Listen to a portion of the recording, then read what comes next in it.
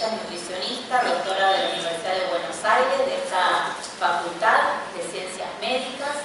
Ella es especialista en políticas públicas para la promoción de la igualdad de clase, licenciada en nutrición, es docente regular adjunta de antropología, cultura y nutrición en la Universidad Nacional de La Matanza, jefe de trabajos prácticos de nutrición en salud pública y de economía general y familiar de acá, de la UBA. Es docente también en la Universidad de Lanús y es autora del libro Alimentación, Medio Ambiente y Salud, que es fruto de su tesis doctoral, que tuve el honor además también de ser su directora, y es directora además de distintos proyectos de extensión y participante de equipos de investigación, cuyas líneas temáticas son el derecho humano a la alimentación y la agricultura familiar. Le toca cerrar este panel, un poco retomando varios de los conceptos que acá trabajaron los colegas. Siguiente. Por ahí enmarcamos en lo que es el derecho humano a la alimentación, creo que todos lo sabemos, pero la alimentación es un derecho humano reconocido en la Declaración Universal de los Derechos Humanos, allá por el año 48. Y Argentina, en su reforma del año 94, le da carácter constitucional, no solo a la Declaración Universal de los Derechos Humanos, sino también al Pacto de Derechos Económicos, Sociales y Culturales, que da un paso hacia adelante, diciendo que el derecho a la alimentación no es solo el derecho a estar alimentado, sino a ser alimentado de manera adecuada. Por lo tanto, es una obligación del Estado respetar, proteger y hacer cumplir ese derecho. Y cuando hablamos de respetar, hablamos de ninguna manera dejar sin alimento o sin la prestación alimentaria existente por ningún tipo de cuestión política, algo que lamentablemente se viene dando en estos días y con noticias.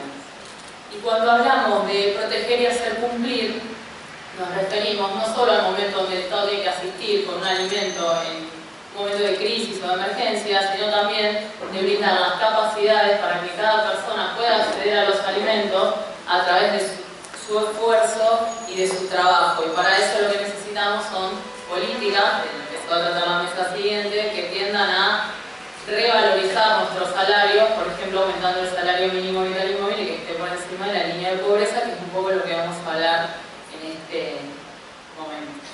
Siguiente, por favor.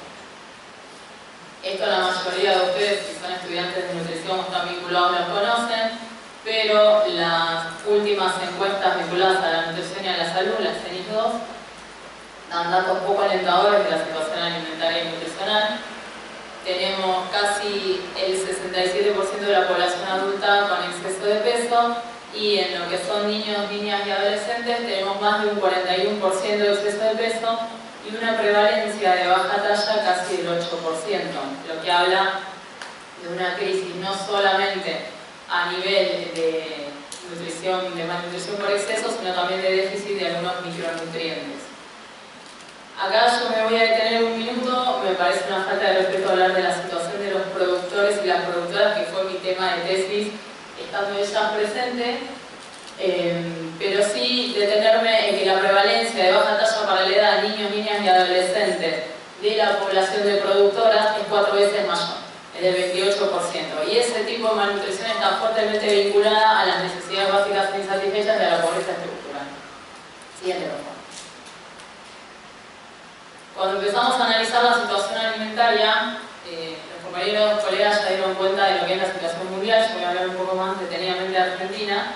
Vemos que la crisis no es una crisis ni de acceso, sino que es una crisis del sistema alimentario en su totalidad. Muchas veces acá en la carrera nos detenemos mucho en la parte del consumo alimentario y vamos hacia lo individual haciendo recomendaciones de consumo, pero si alejamos un poco la lupa y empezamos a observar, vemos que la crisis engloba cada uno de los elementos que forman parte del sistema alimentario, desde la producción, el procesamiento, la distribución y el consumo. Esto que está generando grandes inequidades alimentarias, producto de este sistema, malnutrición y una crisis de producción. Siguiente, por favor. Según el Atlas de los Sistemas Alimentarios, que fue un poco acá lo que habló el compañero, el modelo de producción actual es responsable de más del 30% de la emisión de los gases de efecto invernadero, desde toda la cadena de producción de todos los tipos de alimentos, y este modelo de producción de alimentos desde el agronegocio lo que hace en realidad, más que producir alimentos, es producir commodities para la exportación y además algún tipo de insumos para los productos ultraprocesados que vuelven a retroalimentar la crisis alimentaria, generando gran parte de la malnutrición que tenemos hoy en día. Sin olvidamos que también es un modelo que se centra en el uso de agrotóxicos, donde hay un experto en la sala, igual no me voy a explayarme un poco, pero que también es responsable de todas las enfermedades que estamos atravesando y de tanto de la crisis climática como ecológica que hoy en día está afectando a nivel mundial. Siguiente, por favor. Creo que esto también lo conocen, son nuestras recomendaciones desde las guías alimentarias para la población argentina. Y entonces ahora me gustaría hacer un breve análisis de qué pasa con esas recomendaciones en este entorno y en este sistema alimentario. Siguiente. Si vamos a la esfera de la producción, yo hice un breve análisis de lo que son los datos más recientes que tenemos, que son las hojas de balance del año 2017, que es un instrumento que tenemos para poder medir la disponibilidad de alimentos, que quiere decir cuántos alimentos produjo y quedó, importó y quedaron en nuestro país para consumo humano. A grandes rasgos, nosotros, si nos vamos a guiar por las recomendaciones de FAO, estaríamos diciendo que hay que consumir 400 gramos de frutas y verduras, y si hablamos de nuestras guías, somos un poco más ambiciosos y llevamos casi hasta 700 gramos, son las porciones que vamos recomendando. Y sin embargo, cuando queremos ver el nivel de suficiencia, que no es más que la relación entre la disponibilidad y la recomendación, nos encontramos que de ese grupo de alimentos tenemos una suficiencia precaria o una insuficiencia crítica. Quiere decir que no llegamos a cubrir las recomendaciones. O sea, si toda la gente saliera hoy, nos hiciera caso a los nutricionistas y quisiera consumir aquello que estamos recomendando, tendríamos un problema. Y también sabemos que cuando algo escasea, o sea que hay menor oferta, aumenta el precio. Lo mismo pasa con las legumbres. Si vemos las legumbres, frecuencia de consumo, para los que estudiaron nutrición, si se acuerdan, aproximadamente 20 gramos por día. Tenemos 2 por día por persona, más que crítica la disponibilidad. Entonces ahí empieza una cuestión. No tenemos legumbres porque las exportamos o las exportamos porque no las consumimos. No sabemos, ¿no? Nos dicen siempre que las tienen que exportar porque en realidad no las consumimos, y podríamos sospechar que como las exportamos sale el doble comer legumbres que comer arroz. Entonces, más allá de otros problemas estructurales, terminamos no consumiéndolas. Siguiente. Cuando vamos al elemento de la distribución, vemos la gran concentración que hay, no solo en la producción, que es sabido que hay 5 corporaciones, ¿no?, que concentran tanto la semilla como todo el paquete de agrotóxicos que se necesita para utilizarlas, sino que también en la distribución en Argentina no tenemos más de 12 grandes cadenas que terminan generando un oligopolio a la hora de la fijación de los precios de los alimentos. Y además de la oferta, porque no somos libres de consumir lo que queremos, a veces encontrar lo que queremos es muy difícil. Siguiente cosa. Y acá me voy a detener en el acceso, que es un problema muy grande porque estamos hablando de dietas sostenibles, dietas basadas en plantas, de aumentar nuestro consumo de frutas y verduras, pero ¿qué pasa con el acceso? Nosotros estamos experimentando un aumento de más de 1 punto del coeficiente de Gini, que es un coeficiente que lo que mide es la desigualdad y la distribución, en este caso de los ingresos, un coeficiente que mide la distribución en líneas generales. Es un número que puede dividir entre 0 y 1, cuanto más chico es, más cercano a la distribución ideal, a la equidad, y cuanto más se acerca a 1, más inequitativo es. Bueno, en el último año aumentó 1 punto, quiere decir que las riquezas se concentraron, sobre todo, bueno, acá estamos hablando de ingresos. Por lo tanto, estamos hablando de que hoy en día, si tenemos que entender la pobreza, que es de lo que hablamos todos los días, tenemos que entenderla como un síntoma de la desigualdad. Cuando hablamos de la desigualdad, no hablamos solo de la desigualdad en términos económicos e ingresos, sino también de la desigualdad en el acceso a los recursos productivos, en la desigualdad en el acceso a la tierra, en la desigualdad en el acceso a una educación pública y de calidad, en la desigualdad en un montón de aspectos que hacen a la vida y al desarrollo de las personas. Los últimos datos del semestre del año pasado hablaban del 41% de pobreza, según los ingresos, ¿no? Gente que no puede adquirir una canasta básica de bienes y servicios alimentarios y no alimentarios, y un 12% de indigencia casi. Ya estamos en 2 puntos, hacía muchísimos años, más de 15 años que no estábamos en 2 dígitos de indigencia. Siguiente, por favor. Lo mismo con la concentración entre las brechas que hay de ingresos entre las personas que menos ganan y las que más ganan en nuestro país. La que más gana 13 veces más, y eso es producto de la concentración de la que estamos hablando, que genera pobreza. Siguiente, por favor. Y ayer a la noche nos encontramos con que el Observatorio de la Deuda Social de la UCA nos dice que en este momento en Argentina hay un 55% de personas que no pueden acceder a las canastas básicas de bienes y servicios, ser pobres, y que la indigencia llegó al 17%. Entonces son más de 7 millones de personas en un país que exporta, en teoría, alimentos, que no pueden comer. Si esto no demuestra que este sistema alimentario no es sostenible, no solo desde el punto de vista ambiental, sino y sobre todo desde el punto de vista social. Estamos generando condiciones muy precarias en quienes producen nuestros alimentos, no se hablará en el panel 3. Estamos generando condiciones de vida indignas para más de 7 millones de personas, donde más de la mitad de esas personas son niños, niñas y adolescentes. Estamos hipotecando todo nuestro futuro, y esto lo estamos viendo solo a nivel alimentario. Entonces, a veces cuando hacemos recomendaciones vinculadas a aumentar el consumo de frutas, siguiente, por favor, tenemos muchas malas noticias.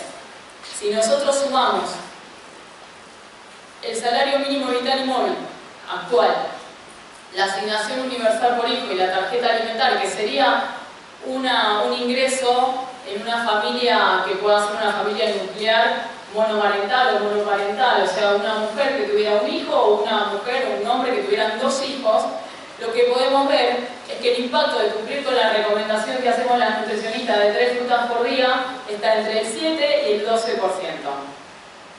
Nadie puede destinar ese nivel de sus ingresos solamente a comer fruta, solamente que uno de los integrantes coma fruta, o los 2 chicos, nunca hablamos del adulto. A su vez, según los valores de la canasta básica alimentaria, para abril, esa familia de 2 integrantes tendría que destinar el 61% de sus ingresos solo a cubrir la canasta básica alimentaria. Y si en vez de un hijo tiene 2, el 70%. Estamos hablando que una familia que destina más del 30% de sus ingresos a cubrir la canasta básica alimentaria tiene una alimentación monótona. Imagínense si tienen que gastar el 70%. Siguiente, por favor. Cuando hacemos un repaso de las políticas de acceso que hubieron, y las que tampoco voy a detener porque van a estar en el panel siguiente, tuvimos precios cuidados, ahora se llaman precios diferenciados. En precios diferenciados se superaron porque no hay una sola fruta, y en precios cuidados había 2 frutas nada más. Y después, si se fijan, yo sé que de ahí no lo pueden leer, lo que más abundaba en la política de precios cuidados son los de alimentos o productos alimenticios del grupo rojo, que es el que no recomendamos. Entonces, como política de acceso, la verdad que se quedó bastante corta. Siguiente, por favor. Entonces nos podemos preguntar, ¿no? O nos tenemos que preguntar realmente, ¿quiénes producen esos alimentos que todos los días recomendamos, sobre todo como nutricionistas, y que realmente contribuyen a una vida saludable? Y son ellas, con sus familias, producen más del 60% en Argentina de los alimentos que integran la mesa de quienes podemos elegir y comprar lo que tenemos que comer, y más del 70% no tienen tierra. Viven en condiciones de precariedad, con necesidades básicas insatisfechas. Si en Argentina, en toda la Argentina, el porcentaje de personas que no tienen una vivienda digna es del 9%, en el caso de productores y productoras llega al 75%. Siguiente, por favor. Cuando hablamos de dieta sostenible, que lo explicó muy bien el colega, con lo cual yo solo puse ahí las características principales, que hablan de que generan un impacto ambiental reducido, que optimizan los recursos naturales, los humanos, que son culturalmente aceptables, pero sobre todo no debemos nunca olvidar que tienen que ser socialmente sostenibles. Siguiente, por favor. Para este paradigma de la soberanía alimentaria, que ya todos saben, pero solo voy a decir que es el derecho de los pueblos a elegir qué producir, cómo producirlo y para quién. Poder realmente tener incidencia en las políticas, ni más ni menos que alimentarias que rigen un país y cómo se van a usar esos bienes comunes que sirven de servicios ecosistémicos y que no son recursos naturales. Es el paradigma que nos ampara para hacer las propuestas que venimos a hacer en este simposio. ¿Sí? A diferencia de, por ahí, el enfoque del sistema alimentario sostenible, que sí habla de poder tener una alimentación que sea accesible no solo para las generaciones actuales, sino también para las generaciones futuras. El siguiente, por favor. El paradigma de la agroecología nos propone un enfoque más global que abarque no solo esa disciplina tendiente a ver el proceso de producción de alimentos desde el inicio hasta el final del sistema productivo, y vuelvo a hacer hincapié, siguiente por favor, en que las dimensiones de la agroecología no son solo la dimensión productiva. Hay una dimensión que es sociopolítica, hay una dimensión que es cultural, en la que acá Gloria y todo el equipo que trabaja con ella tiene mucho que ver en esto de revalorizar preparaciones ancestrales, en revalorizar los alimentos naturales y verdaderos, y sobre todo hay una dimensión sociocultural. Siguiente, por favor. Para ir cerrando algunas reflexiones, hay una clara vulneración al derecho humano a la alimentación en estos momentos. Hay una situación nutricional que es poco favorable para la mayoría de las personas, y es muy necesario el abordaje no solamente sino transdisciplinario desde el enfoque de la soberanía alimentaria, ¿sí? Porque hay que revalorizar el rol de los agricultores y agricultoras familiares en lo que es la consecución del derecho humano a la alimentación como actores claves en el proceso de elaboración de alimentos. Siguiente, por favor. Las propuestas son trabajar sobre las verdaderas causas de la desigualdad, invitándoles a exigir realmente una reforma tributaria, que haya una verdadera redistribución del ingreso a través del sistema impositivo que sea regresivo y que pase a ser un sistema progresivo, y una reforma agraria popular que no solo considere la redistribución de la tierra para el que la trabaja, sino también que considere el arraigo rural de las personas que producen los alimentos, que haya relaciones sociales sostenibles entre quienes producen y quienes consumen, que perciban un precio justo por esos alimentos que producen y que se oriente la producción a los alimentos claves para garantizar el derecho humano a la alimentación. Siguiente, por favor.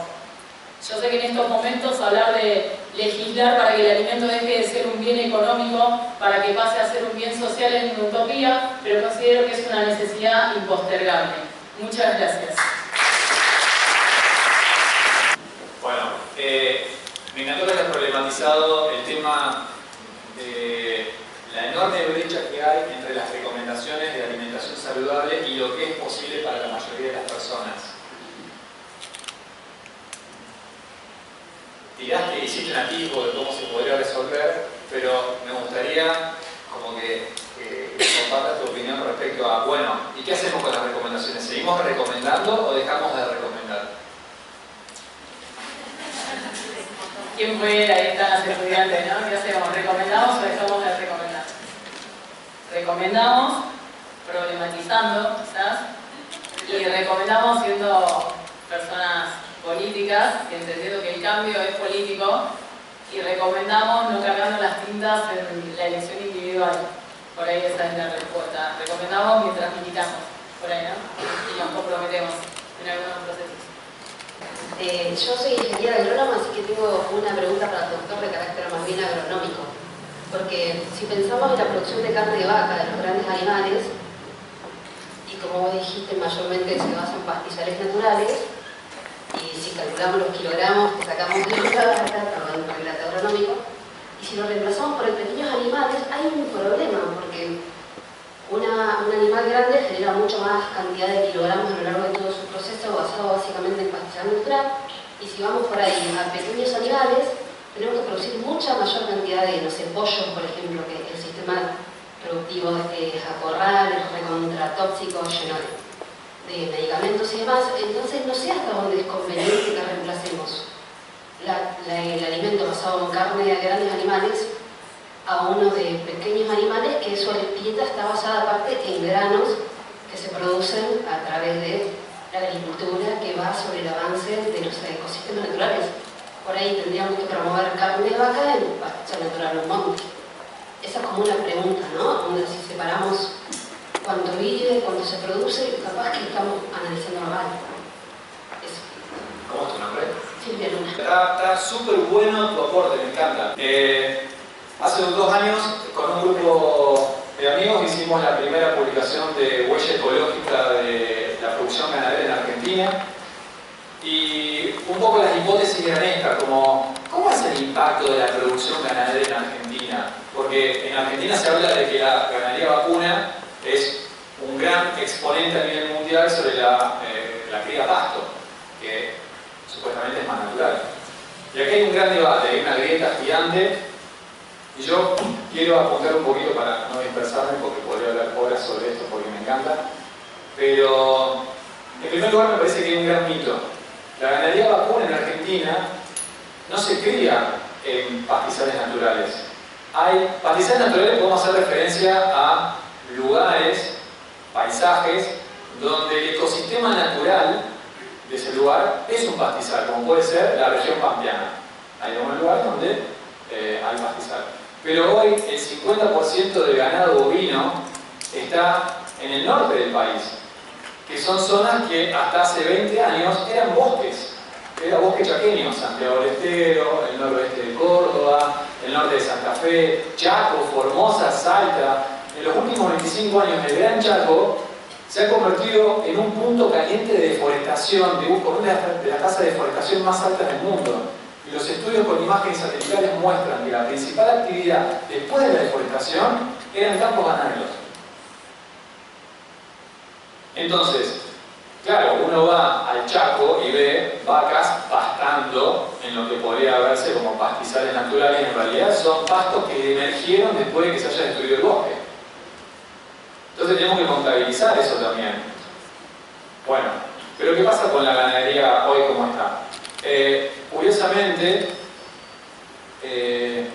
como el pasto tiene pocas calorías, no puede alimentar al animal durante todo su ciclo biológico. Entonces los animales entran en una fase que se llama engorde, que son, durante la adolescencia y los últimos meses de vida del animal, para que alcancen una cantidad de grasa que es compatible con la del mercado. Entonces, como el 70-80% del ganado bovino de Argentina va a engordes, a corrales de engorde, el famoso feedlot, a pasar 1 a 3 meses para comer maíz y otros productos para engordar, para acumular grasa. Por este motivo, la cantidad de maíz que consumen las vacas en Argentina es mayor a la cantidad de maíz que consumen todos los pollos y todos los chanchos de Argentina. Eso para mí fue recontra revelado, porque yo también pensaba que la ganadería bovina era resustentada en Argentina. Y estos dos hechos, el consumo de cereales y las tierras ocupadas, me hicieron ver como que en realidad es un cuento. Bueno, banco la producción bovina en pastizales naturales de forma agroecológica, me parece espectacular que se haga, pero fijémonos en qué lugares lo estamos haciendo, porque son lugares deforestados. Y si además hay que darle maíz a los animales porque no llegan a fin de mes con la cuota calórica, entonces no estamos haciendo las cosas bien. Tal vez es una cuestión en el fondo de decisión política. O sea, el problema no es tal vez el tamaño de los animales, sino cómo se crían, y ahí hay una cuestión económica y política de fondo, me parece. ¿Qué pasaría si todas las vacas argentinas fuesen criadas de forma agroecológica? Las 50 millones de vacas que hay en Argentina fuesen criadas de forma agroecológica. Personalmente creo que no habría espacio para tantas vacas criadas de forma agroecológica. Después del 50%, son 20 millones de hectáreas que estamos usando para producir carne vacuna para el pueblo argentino. De vuelta, no digo que esté mal, es hagámonos cargo y problematicemos también nuestro consumo, por más que estén arraigados culturalmente. Porque justificar nuestros patrones alimentarios por la cultura de tradición es válido, pero sostenerlos por ser culturalmente aceptables y tradicionales es algo que como mínimo deberíamos